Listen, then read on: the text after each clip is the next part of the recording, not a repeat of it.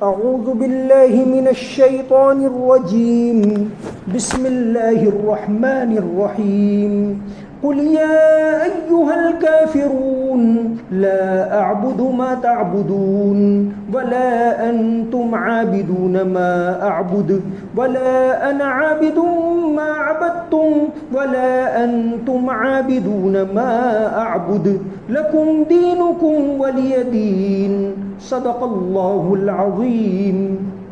تم کہہ دو کہ اے حق کے انکار کرنے والوں، میں ان چیزوں کی عبادت نہیں کرتا جن کی تم عبادت کرتے ہو، اور تم اس کی عبادت نہیں کرتے جس کی میں عبادت کرتا ہوں، اور نہ میں آئندہ اس کی عبادت کرنے والا ہوں جس کی عبادت تم کرتے ہو، اور نہ تم اس کی عبادت کرنے والے ہو جس کی میں عبادت کرتا ہوں. تمہارے لیے تمہارا دین اور میرے لیے میرا دین ہے. یہ سورہ کافرون مکہ کے اندر نازل ہوئی. پہلی ہی آیت کے اندر آتا ہے الکافرون. اس کے اوپر سے اس سورت کا نام ہے سورہ کافرون. 6 آیتیں ہیں. قرآن کریم کی اہم صورتوں میں سے، بہت مختصر ہیں لیکن بہت ہی اہم صورتوں میں سے. حدیث شریف کے اندر آتا ہے، حضرت ابو ہریرہ رضی اللہ عنہ سے مروی ہے کہ نبی کریم صلی اللہ علیہ وسلم فجر کی 2 سنتوں کے اندر پہلی رکعت میں قل یا ایھا الکافرون اور دوسری رکعت میں قل ھو اللہ احد پڑھا کرتے تھے. اسی طرح حضرت ابن عباس رضی اللہ عنہ سے مروی ہے کہ آپ صلی اللہ علیہ وسلم وتر کی دوسری رکعت میں قل یا ایھا الکافرون اور تیسری رکعت میں قل ھو اللہ پڑھتے تھے. اسی طرح حضرت عائشہ رضی اللہ عنہا سے مروی ہے کہ آپ صلی اللہ علیہ وسلم مغرب کی 2 سنتوں میں پہلی رکعت میں قل یا ایھا الکافرون اور دوسری رکعت میں قل ھو اللہ پڑھا کرتے تھے. اس سے سمجھ میں آیا کہ دن میں کسی بھی وقت میں 2 سنتوں میں، چاہے فجر کی سنتیں ہوں یا مغرب کی یا عشاء وتر کے اندر، اس صورت کو پڑھنا آپ صلی اللہ علیہ وسلم سے ثابت ہے. اس صورت کے اندر کفر سے اور شرک سے مکمل طور سے برات ہے کہ میں مکمل طور سے کفر سے بری ہوں اور میں صرف ایک ذات کی عبادت کرتا ہوں. اس کا شان نزول یعنی ایک واقعہ پیش آیا جس کے سبب یہ صورت نازل ہوئی. کوئی واقعہ پیش آئے اور پھر اس کے بعد صورت نازل ہو، اس کو کہتے ہیں شان نزول. تو اس صورت کا شان نزول یہ ہے، مکہ کے اندر نازل ہوئی، مکہ کے درمیانی دور میں نازل ہوئی. سیرت ابن اسحاق کے اندر ایک واقعہ ہے. شروع میں تو بہت زیادہ کوشش کی اسلام سے روکنے کی. جو غریب، زیادہ تر اسلام لانے والے غریب تھے تو ان کو زبردستی روکنے کی کوشش کی، لیکن یہ بات نہ بن پڑی تو پھر ایک نیا طریقہ اپنایا. سیرت ابن اسحاق کے اندر مروی ہے کہ عاص ابن وائل اور امیہ ابن خلف اور دوسرے ساتھی، دوسرے مخالفین آپ صلی اللہ علیہ وسلم کے پاس آئے اور ایک پیشکش کی کہ بھئی آپ کیوں ہمارے بتوں کو برا بھلا کہتے ہو، آپ کیوں ہماری عبادت کی مخالفت کرتے ہو. اچھا ایسا کریں کہ ہم کمپرومائز کر لیں، سمجھوتا کر لیں. یا تو سب سے پہلے یہ پیشکش ہے ہماری طرف سے کہ آپ کتنی دولت چاہتے ہو، جو چاہو ہم دے دیں اور آپ اپنا یہ کام بند کر دو. نہیں تو ہماری دوسری پیشکش یہ، آپ کس عورت سے شادی کرنا چاہتے ہو، ہم شادی کروا دیں. اگر یہ بات بھی منظور نہیں تو کم سے کم یہ کر لو کہ 1 سال ہم پورے طور سے تمہارے معبود کی عبادت کریں گے، 1 سال تم ہمارے معبود کی عبادت کرو، یہ ہم سمجھوتا کر لیں، یہ ساری باتیں چھوڑو. اس وقت یہ صورت نازل ہوئی کہ کفر و شرک کے معاملے میں کسی بھی طرح کا سمجھوتا قبول نہیں. کفر اور شرک کے بارے میں کوئی کمپرومائز نہیں. ہمیں یہ بہت سختی اس صورت کے اندر ہے کہ اس کے بارے میں کوئی سمجھوتا ہو ہی نہیں سکتا. قل یا ایھا الکافرون، اے کافرو قرآن کریم میں ایک ہی جگہ یہ لہجہ ذرا سخت ہے، یا ایھل کافرون، اے کافرون، اس طرح ہے۔ ویسے کافر کا مطلب ہوتا ہے انکار کرنے والا، تو مولانا مفتی تقی عثمانی صاحب نے یہ ترجمہ کیا ہے، اے انکار، اے حق کا انکار کرنے والوں، یہ حضرت نے ترجمہ کیا ہے۔ تو کفر یہاں اس صورت کے اندر دین کی کئی بنیادی باتیں آتی ہیں۔ ایک تو کفر، کفر کسے کہیں گے؟ کفر کے مقابلے میں شکر ہے، لئن شکرتم لازیدنکم ولئن کفرتم، تو ناشکری کرنے کے لیے بھی کفر کا لفظ آتا ہے۔ کفر کا لفظی مطلب ہوتا ہے چھپانا، کفر یعنی چھپانا۔ اسی پر سے کاشتکار کو، کسان کو کافر کہا گیا ہے، قرآن میں کہا گیا ہے کمثل غیث اعجب الکفار نباتہ، کہ یہ کھیتی کافروں کو یعنی کاشتکاروں کو خوش کر دیتی کیونکہ وہ بیج کو چھپاتا ہے۔ لیکن کفر کا جو اصطلاحی مطلب ہے اللہ تبارک و تعالیٰ کی باتوں کا انکار کرنا، اللہ اور اس کے رسول صلی اللہ علیہ وسلم کی باتوں کو نہ ماننا، اس کو کافر کہا جائے گا۔ اور یہ نہ ماننا کئی اعتبار سے ہوتا ہے، ایک تو ہٹ دھرمی، وَجَحَدُوا بِهَا وَاسْتَيْقَنَتْهَا أَنفُسُهُمْ ظُلْمًا وَعُلُوًّا، یقین ہے، يَعْرِفُونَهُ كَمَا يَعْرِفُونَ أَبْنَاءَهُمْ، جانتے ہیں کہ حق پر ہیں، لیکن ہٹ دھرمی کہ ہماری چودراہٹ ختم ہو جائے گی، ہمارے ساری خواہشات کو قربان کر دینا پڑے گا، چھوڑنا پڑے گا، تو یہ نہیں مانتے، دل میں پتہ ہے کہ یہ صحیح ہے پھر بھی نہیں مانتے، اس کو کہتے ہیں ہٹ دھرمی کرنا اور نہ ماننا۔ ابلیس کو بھی تو پتا تھا کہ بھئی یہ برحق ہے، بالکل سچ ہے۔ ابلیس جس نے علامہ شرف الدین یحییٰ منیری، ایک بہت بڑے بزرگ گزرے ہیں بہار کے اندر، یہ پٹنہ کے قریب ان کا مزار ہے، انہوں نے اپنے مکتوبات میں لکھا ہے کہ ابلیس نے 7 لاکھ برس تک اللہ کی عبادت کی، لیکن ایک بات نہیں مانی کہ سجدہ کرو، نہیں کیا، وَكَانَ مِنَ الْكَافِرِينَ، تو وہ کافروں میں سے ہو گئے۔ تو کافر کا شریعت کے اندر مطلب ہوگا اللہ کی باتوں کو نہ ماننا، اللہ اور اس کے رسول کی باتوں کو نہ ماننا۔ تو فرمایا جب یہ پیشکش کی تو یہاں سختی سے جواب، اس سلسلے میں کوئی کمپرومائز نہیں۔ قل یا ایھا الکافرون، کہہ دو، یہ 4 آخری حصے کے اندر 4 صورتیں قل سے شروع ہوتی ہیں، قل یا ایھا الکافرون، قل هو اللہ، قل اعوذ برب الفلق اور قل اعوذ برب الناس، یہ چاروں صورتوں کی فضیلت ہے۔ تو اس میں سے ایک یہ قل یا ایھا الکافرون، کہہ دو اے کافرو، لا اعبد ما تعبدون، جس کی تم پوجا کرتے ہو اس کی پوجا میں نہیں کرتا، میں اس سے بری ہوں، میں اس سے بیزار ہوں، میں اس سے دور ہوں، ولا انتم عابدون ما اعبد، اور جس کی پوجا میں کر رہا ہوں اس کی پوجا تم نہیں کرتے، ولا انا عابد ما عبدتم، اب بھی میں نہیں کرتا، پہلے بھی نہیں کی، پھر صیغہ ہے عابدون، اس میں فاعل کا صیغہ، یعنی نہ آئندہ میں اس کی عبادت کرنے والا ہوں جس کی تم عبادت کرتے ہو، ولا انتم عابدون ما اعبد، اور نہ تم اس کی عبادت کرنے والے ہو جس کی میں عبادت کر رہا ہوں، لکم دینکم، تمہارے دین کے اوپر، ولی دین، میں میرے دین کے اوپر، میں میرے خدا کو مانتا ہوں، میں ایک خدا کی عبادت کرتا ہوں، میں اس سے باز آنے والا نہیں ہوں۔ تو یہ دین کے بارے میں، کفر و شرک کے بارے میں کسی طرح کا کمپرومائز شریعت کے اندر ذرا بھی جائز نہیں ہے۔ تو یہاں پہلی بات عبادت، عبادت کس کو کہیں گے؟ ایک تو کفر، کفر کے معنی نہ ماننا، انکار کرنا، چاہے وہ ہٹ دھرمی کے طور پر ہو چاہے کسی اور طریقے سے ہو۔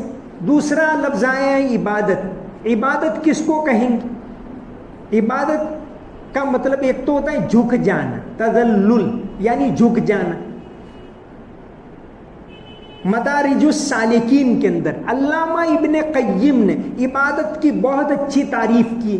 عبادت کس کو کہیں گے تو فرمائے العبادت تجمع اصلین بغایت الذل والخضوع، کہ انتہائی اپنے آپ کو عاجز مان کر جھک جانا اور انتہائی محبت کرنا، انتہائی درجے کی محبت اور انتہائی درجے کا جھک جانا، اس کو کہیں گے عبادت۔ مدارج السالکین کے اندر علامہ ابن قیم نے یہ لکھا ہے کہ اصل ہے ہی زندگی بندگی کے لیے، وما خلقت الجن والانس الا لیعبدون، کہ انسان کو تو اللہ کی عبادت کے لیے پیدا کیا، باقی سارے کام ہیں وہ ضمنی ہے، کمانا، پالنا، پوسنا، یہ سارے کام ہے، گھر بنانا یہ سیکنڈری، اصل کام ہے عبادت کرنا۔ تو فرمایا زندگی آمد برائے بندگی، مولانا جلال الدین رومی کا مختصر لیکن بہت اچھا شعر ہے، زندگی آمد برائے بندگی، زندگی بے بندگی شرمندگی، کہ اگر زندگی کے اندر اللہ کی عبادت نہیں ہے تو یہ تو شرمندگی والی زندگی ہے۔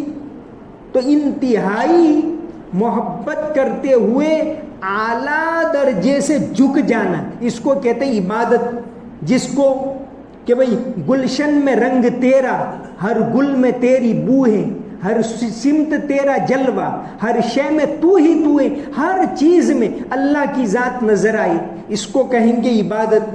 تیرا عشق ہے میری زندگی، تیرا ذکر ہے میری بندگی، تجھے یاد کرتا ہوں میں صدا، مجھے کام ہے اسی کام سے، کہ یہی کام انسان کا سب سے پہلے ایک اللہ کی عبادت کرنا۔ تو یہاں اس صورت کے اندر جو اصطلاحی الفاظ آئے، ایک تو کفر، دوسرا ہے عبادت، کہ عبادت کس کو کہیں، تو انتہائی درجے کی محبت، عشق اول، عشق آخر، عشق کل، والذین آمنوا اشد حبا للہ۔ عبادت کا تقاضا ہے کہ اس سے انتہائی محبت اور اس کی ہر حکم کے سامنے جھک جانا۔ عشق اول، عشق آخر، عشق کل، عشق برگو، عشق نخلو، عشق گل، کہ بس اسی کے ذکر میں محو رہنا، یہ ہے عبادت۔ تیسری بات یہاں آئی دین، دین کسے کہیں گے، لکم دینکم ولی دین، کہ بھئی دین کے معاملے میں کمپرومائز نہیں۔ دین کا ایک تو لفظی مطلب ہوتا ہے جزا اور سزا، جس کو کہیں بدلہ، مالک یوم الدین، بدلے کے دن کا مالک، یا یہ کہ جزا اور سزا، بدلہ ہوتا ہے، ایک اچھا بھی ہوتا ہے، کوئی اچھا کام کرے تو اچھا بدلہ، برا کام کرے تو برا بدلہ، تو دین کا مطلب ہوتا ہے بدلہ، جزا اور سزا۔ قرآن کریم کے اندر یہ لفظ بار بار آیا، یا مسلسل 3 صورتوں میں آیا، پچھلی صورت کے اندر آیا فذالک الذی یدعو الیتیم، سورہ معون کے اندر، ولا یحض علی طعام المسکین، فارأیت الذی یکذب بالدین، کہ جو دین کو جھٹلاتا ہے، اور یہاں آیا لکم دینکم ولی دین، پھر آگے آ رہا ہے ورأیت الناس یدخلون فی دین اللہ افواجا، اس کے بعد کی صورت کے اندر آ رہا ہے۔ تو دین یعنی اللہ تبارک و تعالی کے احکام کو ماننا اور اس کو نافذ کرنا، اللہ کے احکام کو ماننا، اس کے قانون کو ماننا اور اس کو جاری کرنے کے لیے کوشش کرنا۔ ایک تو بادشاہ کا دین ہوتا ہے، فی دین، سورہ یوسف کے اندر آیا ہے فی دین الملک الا ان یشاء اللہ، اور ایک دین وہ جو اللہ تبارک و تعالی چاہتے ہیں۔ آج کل وہ دین ہے جو جمہور عوام چاہیں، ایک قانون آج لوگ کہیں تو وہ بن گیا، کل دوسرا قانون کہے تو دوسرا بن گیا، جمہور جو چاہیں اس کو دین بنا لیا ہے الیکشن کے ذریعے۔ یہ نہیں، اللہ تبارک و تعالی جو چاہیں۔ تو قل یا ایھا الکافرون، کہہ دو اے کافرون، لا اعبد ما تعبدون، تم جس کی پوجا کرتے ہو اس کی پوجا میں نہیں کرتا، میں اس سے بری ہوں، میں اس سے دور ہوں، میں اس کو ماننے والا نہیں ہوں۔ ولا انا عابد ما عبدتم، اور نہ میں عبادت کرنے والا ہوں آئندہ اس کی جس کی تم عبادت کر رہے ہو۔ ولا انتم عابدون ما اعبد، اور نہ تم اس کی عبادت کر رہے ہو جس کی میں عبادت کرتا ہوں۔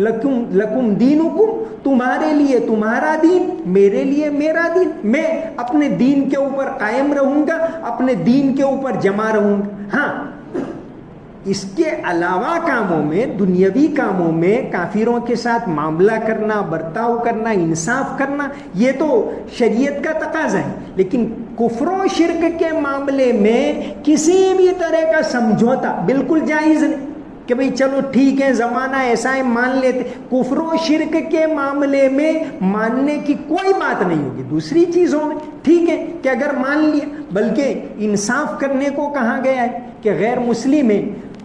دین اسلام کے اندر ہر جمعہ میں خطبے میں کہا جاتا ہے ان اللہ یامر بالعدل، اللہ تعالیٰ انصاف کا حکم دیتے. ساری دنیا میں ہر مسجد میں یہ پیغام دیا جاتا ہے کہ اللہ تعالیٰ انصاف کا حکم دیتے. تو انصاف کا معاملہ کرنا یہ ٹھیک ہے، لیکن کفر و شرک کے معاملے میں کسی طرح کا سمجھوتا کرنا یہ جائز نہیں.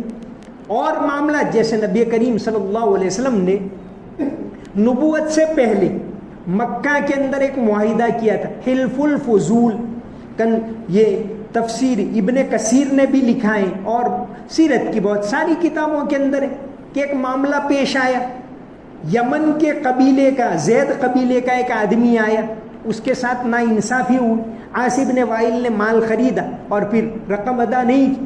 اس نے مکہ میں آ کر اعلان کیا کہ کوئی ہے مظلوم کی مدد کرنے والا، اور اس سے پہلے ایک جنگ بھی ہو چکی. تو جو اچھے لوگ تھے وہ کڑن محسوس کر رہے تھے. تو عبداللہ ابن جدعان کے گھر پر جمع ہوئے سب. آپ صلی اللہ علیہ وسلم خود موجود تھے اور ایک معاہدہ کیا. سمجھیے کہ ایک منڈڑ بنائے، ایک تنظیم بنائی جس کا نام رکھا حلف الفضول، کہ ہم سب مظلوموں کی مدد کریں گے، انصاف کے لیے کام کریں گے. یہ ساری باتیں طے کی، اس کو کہتے ہیں حلف الفضول. اور آپ صلی اللہ علیہ وسلم مدینہ کے اندر کہا کرتے تھے کہ آج بھی مجھے وہ معاہدہ سرخ اونٹوں سے زیادہ پسند ہے، اور آج بھی کوئی اس طرح کے کام کے لیے مجھے بلائے تو میں اس کے لیے تیار ہوں. تو انسانیت کا معاملہ کرنا ان کے ساتھ یہ تو ٹھیک ہے، یہ تو دین کے اندر مطلوب ہے، لیکن عبادت کے اندر کسی طرح کا سمجھوتا نہیں. حضرت علی رضی اللہ عنہ کا بھی ایک واقعہ آتا ہے. ان کی زرہ یعنی لوہے کا لباس تھا، جنگ کا لباس رکھا اور ایک کام کے لیے گئے. ایک یہودی لے کے بھاگ گئے. آپ کے بیٹے حضرت حسن وہاں موجود تھے اور آپ کے غلام دونوں نے دیکھا، لے گئے. حضرت علی کو بتایا. حضرت علی نے کیس کیا. چاہے خلیفہ ہو کہ کوئی بھی ہو، انصاف یعنی انصاف. تو حضرت علی نے کیس کیا. اب کوئی بھی معاملہ پیش آئے تو سب سے پہلے کنز العمال کے اندر یہ واقعہ ہے کہ بھئی سب سے پہلے دعویٰ کرنے والے کو کہا جاتا ہے کہ دو گواہ لاؤ. تو حضرت علی کو کہا، حالانکہ قاضی کو بھی معلوم ہے کہ یہ زیرہ تو حضرت علی کی ہے، یہ لباس ہے، بختر ہے، وہ ان کا ہے، لیکن یہاں یہ کام نہیں چلے گا، یہاں تو قانون کا کام کرے گا. تو حضرت علی کو کہا گواہ لاؤ. حضرت علی اپنے غلام کو لائے، قمبر کو، اور حضرت حسن کو لائے. قاعدہ یہ کہ قریبی رشتہ دار کی گواہی نہیں چلتی. جہاں تھوڑا بھی ڈاؤٹ ہو کہ بھئی یہ اس کے فیور میں جھوٹ بولے گا تو اس کی گواہی نہیں چلے. تو قاضی شرعی نے کہا نہیں، ان کی گواہی نہیں چلے گی. کوئی اور گواہ نہیں تھی. فیصلہ کر دیا یہودی کے لیے. وہ لباس لے کے نکل گیا.